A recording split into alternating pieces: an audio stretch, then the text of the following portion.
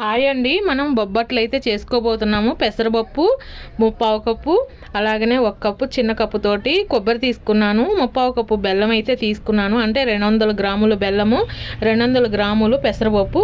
ఇలా కుక్కర్లో 3 విజిల్ వచ్చే వరకు ఉడకబెట్టుకొని పెసరపప్పుని వాటర్ ఏమి లేకుండా చూసుకొని కొబ్బరి మళ్ళీ బెల్లము వేసి ఆ వాటర్ అంతా కూడా ఇనికిపోయేలాగా ఉడకబెట్టుకొని నేనైతే 15 నిమిషాలు ఫ్రిడ్జ్లో పెట్టుకొని తీసుకున్నా. ఫుల్ వాటర్ అయితే లాగేసింది.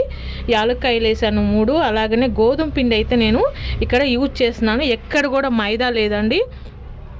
హెల్దీ బొబ్బట్లు అండి. చాలా అంటే చాలా టేస్ట్గా ఉంది. ఇలా చేత్తో మీరు ఫ్రెష్ చేసుకోవచ్చు. అలాగనే మనము చపాతీ కర్రతో చేసుకున్నా కూడా ఎక్కడ కూడా వాటర్ అనేది లేకుండా చాలా పలసగా చాలా అంటే చాలా టేస్ట్గా ఉంది. ఇది నేను రెండోసారి చేస్తున్నాను. అలాగని చూడండి, ఇక్కడ చాలా పలసగా అంటే పలసగా వచ్చినాయి.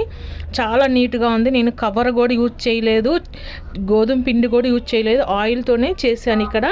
సో ఇలా మీరు ఈజీగా మన ఇంట్లోనే ఎంతో కొబ్బరితో కాకుండా, పచ్చెనపప్పుతో కాకుండా, కందిపప్పుతో కాకుండా పెసరపప్పుతో కూడా ట్రై చేయండి. చాలా అంటే చాలా టేస్ట్గా ఉండయి.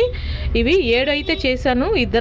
ఇద్దరికి సరిపోయినంత చేశాను. చాలా టేస్ట్గా ఉంది. అలాగనే నెయ్యి వేసుకొని తింటాను. ఎంత స్మూత్గా అంటే అంత స్మూత్గా వచ్చినాయండి.